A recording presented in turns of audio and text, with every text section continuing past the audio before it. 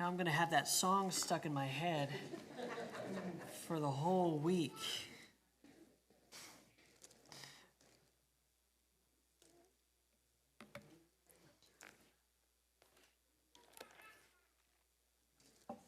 Well, good morning again. Almost afternoon. I'm under strict orders by a certain young person that I cannot preach too long because they're hungry. So I'll see what I can do about that. I don't know if you can figure out why, but my mind has been on children a lot lately. By the way, we had 15 kids up here. Isn't that incredible? That's a blessing, a real blessing. There are churches much larger than this that don't have 15 kids each Sabbath, and so we're grateful and we treasure them. So we're going to talk a little bit about kids today. We have one on the way, as I know you guys are probably almost tired of hearing me talk about it, but baby Mello is almost here. And we're grateful for the health of Kyra, the health of baby.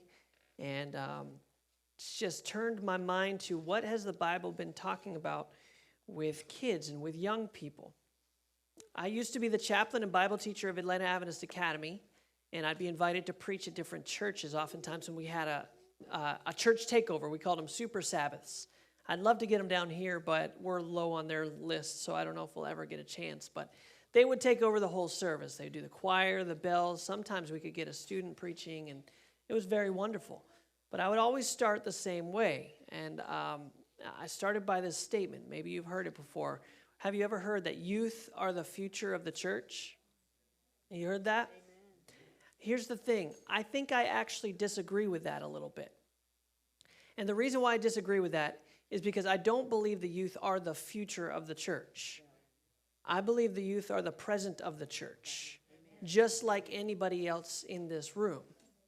And how we talk about that makes a big difference in the way that we approach our young people. Are you with me? So if we see youth as the future of the church, then they're waiting to do stuff with the church. Well, we do the big church stuff, right? They're not actually a part of us yet. At some point in some distant future, they'll be a part of us, but not right now. And when we do that, we actually can keep that going, and a child can grow all the way up and all the way out of our church and never feel like they were actually a part of the church. Far be it from the LaGrange Church for that to be the case, right? So I believe that youth are not the future of the church. The youth are an important part of our church today, a necessary part of our church, a very valuable part of our church. So I wanted to focus on maybe what Jesus had to say about children. And I came across this passage that I've heard many times in the past, but I wanted to revisit it with you. And that's Matthew chapter 18. In Matthew chapter 18, you can turn there. This would be the only passage we'll really focus on today. I'll bring up a couple other ones, but this will be the one that we'll read very briefly. Matthew chapter 18. Now, just before this, according to the book of Matthew, there's been this sort of ongoing argument that's been taking place with Jesus' disciples. So Jesus has this group of guys that are following him all over the place. They've been faithful to him. They've been learning from him, and he's been kind of working through trying to correct their mistaken thoughts. And at this point in the story, they believe that Jesus is about to go back to Jerusalem for the final time, and when he gets to Jerusalem, they think that he's going to be what? They think he's going to be crowned king. He's going to come in and he's going to take over. He's going to overthrow King Herod. He's going to well, it's not Herod, but the king there. He's going to overthrow the Roman government, and finally we will be free. So they're starting to realize as they're getting closer to Jerusalem what that means for them, right? Okay, I have been with Jesus for 3 years now. Jesus knows me. I've been faithful. I've demonstrated all this opportunity, all these gifts that I have. So that means that when Jesus becomes king, I'm going to get a part of his government. And so they started talking. I wonder what Jesus is going to make me, right? I mean, I'm pretty good at talking. I'm, a nice public figure. I have a good head on my shoulders. I bet he's going to make me whatever they would call the vice president. And then someone else looks at me, you? The vice president? At best, you're a janitor, right? And so then they're saying, no, I really should be the one in charge over here. Jesus has talked to me. He's given me all of these plans. I've been the one to make them happen. Then some other guy steps in. What are you even talking about, right? I imagine Judas speaking up in this moment like, I'm the one holding the money. I've been the faithful carrier of the money this whole time. I've demonstrated my worth. I will be the treasurer when it comes to the time that Jesus is the king. And so they're having this debate, and it probably started off maybe all in good fun, but as things often do when we talk about power and money, it got a little bit feisty. And apparently they'd been talking about it for quite some time, and I imagine Jesus knew about it the whole time. He had a way of knowing about things, didn't he? But then they get to a point, now different books, Matthew, Mark, and Luke, I think all have this story. They all say it a little bit differently. But it seems that at some point, he knows they're talking about something. They know they're talking about something. They're embarrassed to tell him because they're supposed to be humble, right? But at some point, they realize that they need to bring this up to Jesus. All right, you know what? Let's settle this. We need to talk about this. So they go to Jesus. This is verse 1. At that time, the disciples come to Jesus and they ask, all right, lay it on us. Who is the greatest in the kingdom of heaven? And there's probably 4 or 5 of them. They're like just waiting for their name to be called, right? Or their description. The one who takes the best care of money is the greatest in the kingdom of heaven. The one who can memorize the most scriptures is the best. The one who can win all the sword drills. You guys know what the sword drills are? Pathfinders, where you stand up and you have to get to the Bible verse faster than everybody else and speak. And so they're all getting their chests puffed out and they're getting real excited. They said, who is the greatest? They really want to be in charge. Now, Jesus sees this as a teaching moment, and he does what he often did. He does not answer them directly. Instead, he decides to demonstrate something to them. So he finds a child who's been following along. There were always crowds of people around him, right? And kids were drawn to his presence. They just loved him. He was just a kind, loving guy. I imagine he played around with them a little bit. And so there were always kids there, and he sees one of them, and I don't know if he knew him very well or not, but he says, come stand here. Come stand in the midst of all these big, important men, all these special people. So this little child comes, and he's probably a little intimidated. We just asked all the kids if they wanted to pray, and nobody wants to pray in front of everybody else. And right, oftentimes there's a little bit of fear when you're a kid in a group of adults. And so Jesus brings this child and places him right in the midst of all these people fighting over power and money and influence and everything else that we always tend to fight over. And he says something very profound. This is verse 3. It says, truly I tell you, unless you, now what does your version say there? Be converted. Many of yours will say, be converted. Does anyone else have something there? Change. Anything else? Are converted, right? So change, converted. Some versions might say turn. Unless you, I'm going to go with my version here. This is, the Greek word here is talking about turning away, right? Creating a change in your life and turning away from the old way you were doing things. We could say repent, right? Repentance is there. So he says, unless you change or be converted and become like little children. Listen to how strong his next words are. You will never even enter the kingdom of heaven. That is some strong words, isn't it? They're sitting there and they're arguing about who is going to be the best in heaven. They already assume they're going to be there, obviously, right? They are the kingdom of heaven in their minds. They've been building it up with Jesus this whole time. And so he says, I've got to tell you something that's going to blow your mind. It's going to offend you. It's going to shock you, but you need to know this. You're over here arguing over who's the greatest, but I need to tell you that unless you change and become like this child, you won't even be there. You won't even make it through the gates and come into heaven. Wow. That is heavy, isn't it? So he's saying you don't need to just be a little bit different. You actually need to repent of your mindset, and you need to be like a child. So we're going to get into what that looks like in a minute, but I wanted to focus for a minute on this call to change or to convert or whatever we want to call it. Have you ever found change to be difficult in your life? Man, I don't know. Have you ever had a doctor tell you got to change your eating habits or the way you sleep? We just had that in the bulletin, didn't we? That I got convicted. I'm like, man, I just opened up the bulletin. I'm being convicted. I'm supposed to sleep more. I just got here.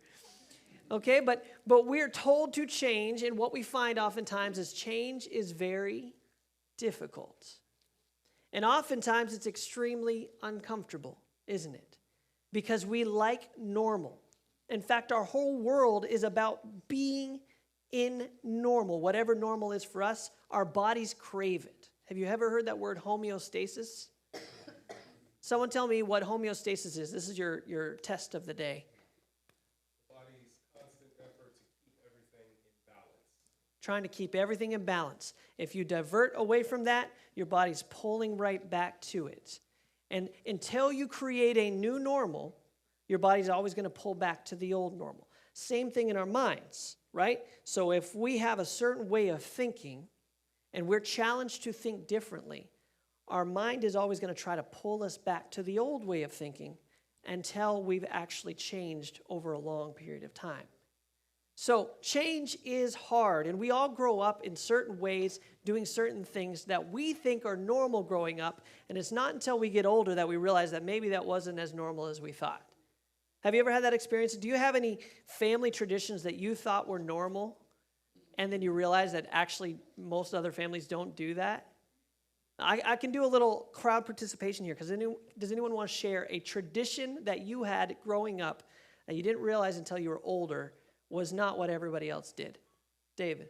Having been raised in a family that didn't go to church, Okay. I ran across a lot of things. Oh, sure. Yeah, you're talking about more serious things. Absolutely. Like if you didn't grow up in a church family and then you start coming to church, everything's different, right? What was your normal is not normal anymore. Here's an example I gave last week when I was speaking at Peachtree Hills.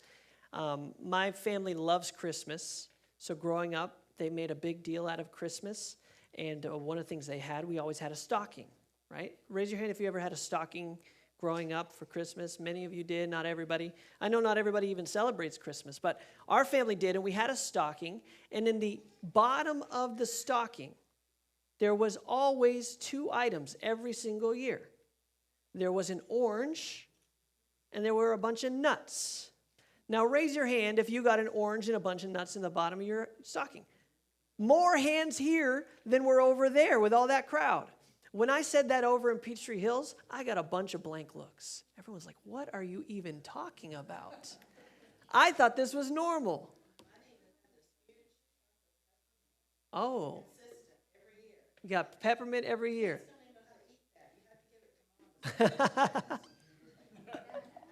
Yeah. So I didn't realize until I got older, and I think it was probably when Kyra and I were trying to figure out our own traditions, and I was sharing my traditions, and your family didn't do that, right? They do it differently. Yeah. We had different, and that's a very minor thing, right? But we have these traditions and these ways of thinking, these ways of doing things that we grew up with, and therefore we think are normal. And then we come and we try to live with somebody else, either a roommate or we try to live with our spouse, and we realize that's not everybody's normal. And now we're expected to change, right? And that's when you have spouses who argue over where to put the towels, or what the towels are supposed to be used for, or how often you should wash your clothing, or any other number of things that we argue over, because we're all trying to get back to homeostasis. We're all trying to get back to a normal. So change is hard. We all struggle with change. Would you agree that our world is changing? Yes.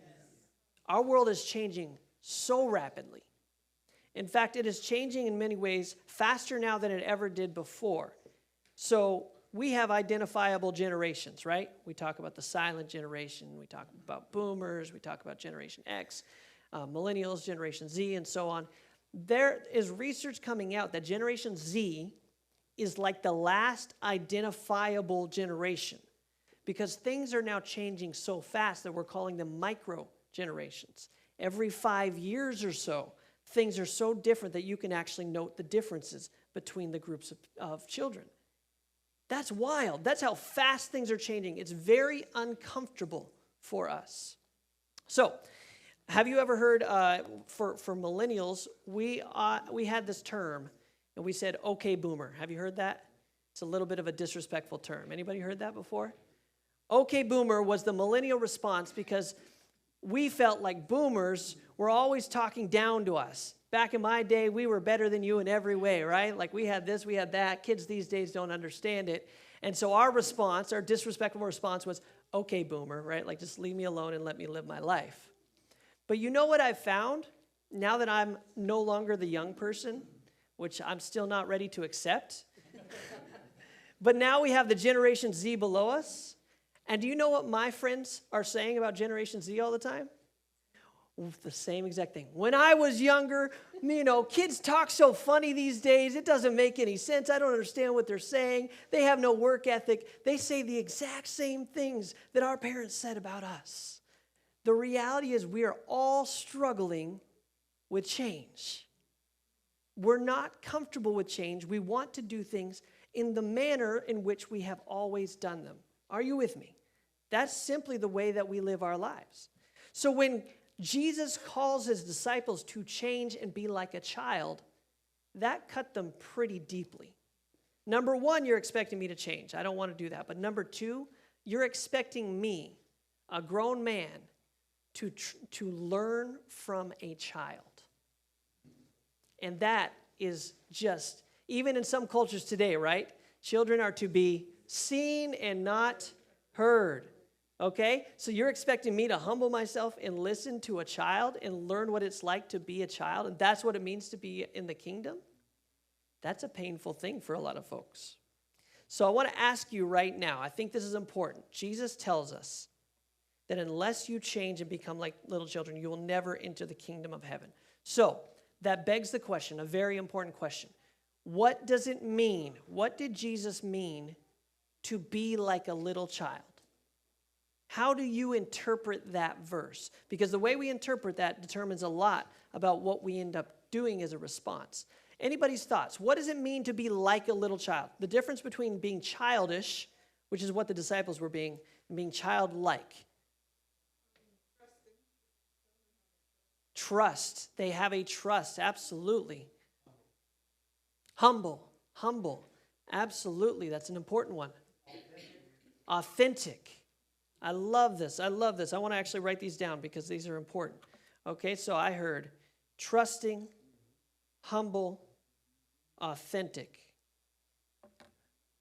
Child knows that it doesn't know what it needs to know. That was deep.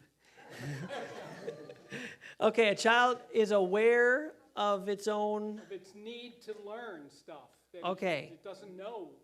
Aware of their need to learn. Yeah. I like that. Yes.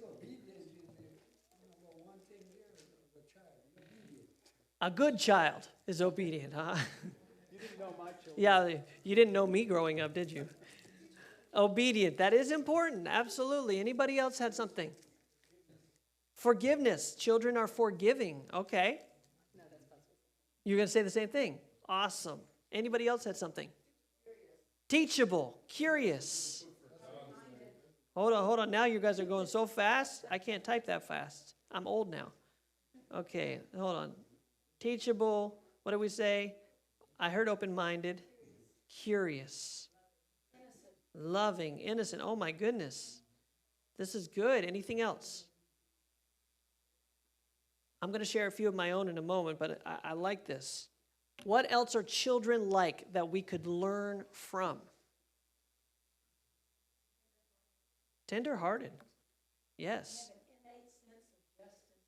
Yes, I'm going to share that one as well. They sure do. Sense of justice. Man, that's a big one. Okay, you guys gave me a great list. We're going to come back to that list in a minute. Here's the ones that I also had. Children are okay with failure. Have you noticed that? In fact, do you know why or how children learn to walk? Have you watched a child learn how to walk? Man, they'll kind of figure out how to stand up first, and then what do? They fall right back down. And then what do? They stand right back up. And then what do? Fall over again. Eventually, days later, they'll take a step, and what do? They fall. Then what do? Get back up, take another step, and then next thing you know, you can't catch them, right? They're gone. You never see them again for like 3 or 4 years. They're just everywhere. They're on the ceiling, they're on the walls, they're all over the place. The reason why kids get so good at the things they get so good at is because they haven't learned that failure is bad yet. And so they are, someone said, teachable. But to be teachable, you have to be okay with failure. It's when we become so ashamed of failure that we really struggle. Does that make sense what I'm saying? Same thing with learning a language. Now, some of you know that I pretend to speak Spanish, but not very well. You know, one of the reasons why I'm not particularly good at Spanish, because I'm embarrassed to talk to people in Spanish. So when I went to Mexico for like just 2 days, nobody spoke English to me, and I had to speak Spanish. And I had so many bad, like I pronounced everything wrong. I forgot words. I blanked out. But I got so much better in 2 days than I did any other time because I just had to fail and keep going. But children, when they learn a new language, they're not worried about saying it wrong. They just want to talk, right? And they'll talk in any language. They don't care. And so children will learn very, very quickly because they're okay with failure. We can learn from that. Here's another couple that I think are important. Children are little scientists. You ever been around a child of a certain age and all they do is ask questions over and over and over?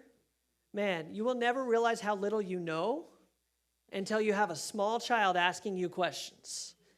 Ezra loves to learn right now. He asks me questions and I'm like, I have no idea. But now I want to learn because I love to research, so we're learning things together all the time. But part of the thing that children will do is they're always learning and they're always trying. So anybody who's been a parent will know that the most dangerous time when a child is at home is when they're completely silent, right? Because what are they doing when they're completely silent? Something. And we don't know what it is, right? You could be hanging out, you've been like cooking whatever, and you're with your child, and you know they're being so good. And then you realize, wait, they're really, really quiet. What's going on? You turn around, they're not there. You go in the other room, and they're all like purple or something. You know, they've dyed themselves with permanent coloring or something. Children are always trying things out. And I think that is something we can also learn from children. They're always willing to try. They're never afraid to fail. What are some other things? We talked about trust. They mirror their caregiver, right? You ever been exposed by one of your kids? Because they will tell the truth. They will tell the truth, and they don't know what's okay and what's not okay to share, right? They will repeat whatever they've heard. They will act however they've seen. And so there's a couple things there. Like the gentleman said a minute ago, they're authentic. Children are exactly who they are. They haven't learned yet how to put a mask on. They are who they really are, no matter what, warts and all. If they're upset, you're going to know they're upset. If they're happy, you're going to know they're happy. But they are real individuals. And that's part of why I like working with them sometimes. Because it's just, we can cut straight to the point, right? We don't have to pretend to be better than we are. When a kid is struggling, everybody's going to know they're struggling. But also they have what you shared, a strong sense of justice. Man, have you ever set rules for a game and then seen somebody break a rule? I've never seen more righteous anger in my life. You said we had to have 2 hands when we tagged somebody. They only did 1 hand.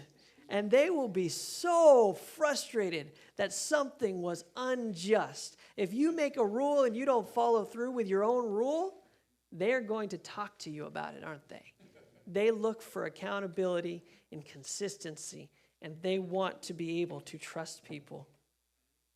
They are also active, they're creative, they're playful, and like you shared, they are humble. And this is what Jesus really brings out here in the text. If you go to verse 4, it says, therefore, whoever takes the lowly, the humble position of this child is the greatest in the kingdom of heaven. And whoever welcomes one such child in my name welcomes me. He points to a child and he says, you are arguing over trying to be the best at everything, trying to be better than everyone else. You have got to change. You've got to convert and repent of your mindset and be like this child. So I started thinking about what if a church had the characteristics of a childlike church, not a childish church. So based on your list, what if we had a church that was known for being humble? A church that was known for being authentic. A church that was trusting and aware of their need to learn. Wow. What if we had a church that was obedient to God? What if we had a forgiving church? A teachable church? A tender-hearted church? A church with a strong sense of justice? What if we had an open-minded, curious church? Loving and innocent? What if we had a church that was okay with failure? What if we had a church that was a little scientist, willing to try some things, to figure out what works? Willing to figure out from our failures. Not holding on to anything just because we've held on to it before, right? What if we had a church that really was a little lab? What if we had a church that mirrored our caregiver in heaven? That was truly like Jesus himself? What if we had a church that was creative and playful and humble? I imagine if we had childlike churches, it would change the way we approach young people.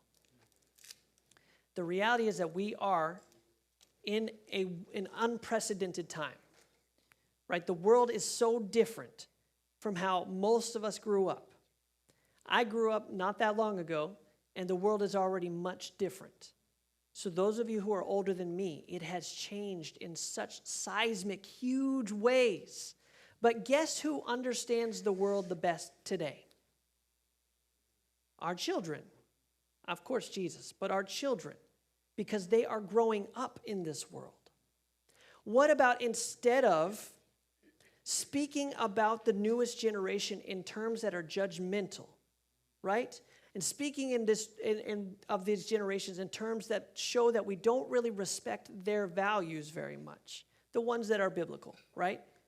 What if instead of that, we actually empowered our children to be missionaries to the world today? What if we saw them as being able to take the lead, that we needed to change and be like them sometimes?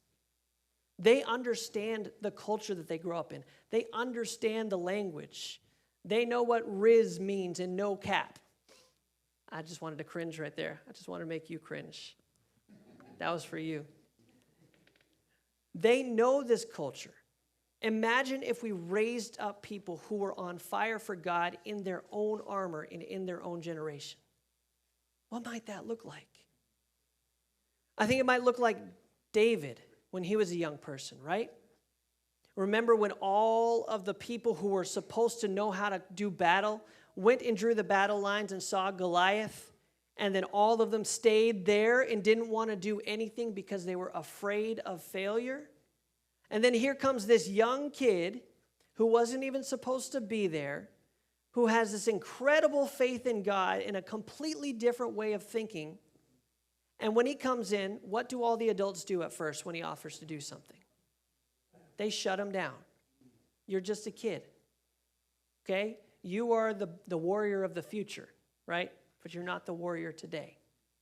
And so they tried to keep him from doing what God had called him to do. And then when they finally said, okay, this guy will not give up, fine, we'll let him fight. What was the next thing they did when they tried to let him fight? They put someone else's armor on him, and it didn't fit. It wasn't God's armor. How often are we putting our armor on our children when they have to fight the spiritual battles in a different way than we do? Are you with me? In some ways, instead of empowering people, we can place burdens on them. In some ways, instead of learning from our children and letting them lead as we give guidance, right? As we give our perspective of understanding of the years of knowledge and wisdom we've been given, but letting them do work in the way that makes sense to them. Oftentimes, we're placing burdens that don't have to be there. We're getting them to fight in armor that doesn't make sense. So here he goes. He takes off his armor. He grabs a few stones. Everyone thinks he's crazy. Everyone thinks he's young. He's going to get himself killed. And what does he do? He carries the day. And then you think about his friend Jonathan. This is a bit of a lesser-known story. You know the story of Jonathan going rock climbing? I love this story because I love rock climbing, right? But let me give you the context of this story. So Jonathan is in this camp again. There's the army encamped under a tree. Do you know how many swords this army had? The Bible says that the Philistines were so powerful that they had taken all the weapons, and there were 2 left in the entire camp. 2 swords left, Saul and Jonathan. So King Saul, being a wise and thoughtful leader, decided that this was not a great time to attack an army that actually had swords, right? That's a reasonable thing. And so he decides he's going to camp there and figure out what to do. Well, Jonathan, being a young person who's full of energy and does not want to just sit here, he wants to do something, Jonathan decides to go and pick a fight. Again, this is foolhardy. This makes no sense. But Jonathan and David both understood that if God promised to be with me, then that means God is with me. If God promised me victory, that means he's going to give me victory. And sometimes we need to learn from young people because they have a faith that God will do what he says we will do, when as adults we tend to doubt a little bit more. We don't always take him at his word anymore. We get a little more cautious, a little more fearful. And so while Saul is sitting there fearful, and we would say in practical ways for the right reasons, Jonathan decides to go and pick a fight. So he talks to his armor bearer, and he says, hey, let's go figure out what we can do. And so they go over there, and camped up on top of the bluff is this massive army, and they're down in the valley. So they have the high ground. So he goes there, and he sees their guards up at the top, and he lets himself be seen. And then he talks to his armor bearer, and again, makes it even crazier than it has to be. He says, look, if they invite us to climb up there, that means that God is going to give this army over to us. That makes no sense at all, right? And he says, if they offer to come down here, that means we lose. Again, making no sense. Because when you're climbing all the way up there, you're using all your muscles, you're exhausted, and they have the high ground. Literally, all they have to do is kick you off the edge once you get there. It makes no sense. But Jonathan had crazy faith. Crazy faith. And so they call him up, and he looks over at his buddy. He says, all right, let's go get him. So with one sword between the two of them that they have to strap on their back, they climb up this cliff. For whatever reason, they get to the top. The people don't push them down, and they start a fight. You guys know what happened? They created, between that and the Holy Spirit, a panic overtook the entire camp. They thought they were under attack. They thought they were surprised. They start fighting each other. They start running away. And King Saul wakes up, and he says, what's going on? Oh, look, they're all running away. Let's go get them. And so he gets to have this massive victory. Why did that happen? Because a young person had this powerful faith in God and realized that just because we haven't done it that way before doesn't mean God can't work. Do you guys know the history of the Seventh-day Adventist Church? Who started the Seventh-day Adventist Church as a movement? the vast majority were young people. People who we might call the future of the church today. They were the ones who were spending all night studying the Bible, all night praying, trying to figure out, hungry and thirsty for righteousness. And they got kicked out of their churches for it. I wonder if we could be the type of church that changes and becomes like little children and values what our young people have to teach us. What if we were willing to learn as well as teach? What might happen? What if we were willing to say, well, we've never done that before, but let's give it a try. In my college, at Union College, we had a chaplain. He said, if it's not illegal or immoral, we can try it. And they had so many creative ministries that took place because of that mentality. If it's wrong, no, we don't want to try it. If it makes me uncomfortable, let's try it anyway. What if we had that kind of church? I want to challenge us each to have childlike faith and humility and curiosity and see what God can do in our midst. That's my prayer today.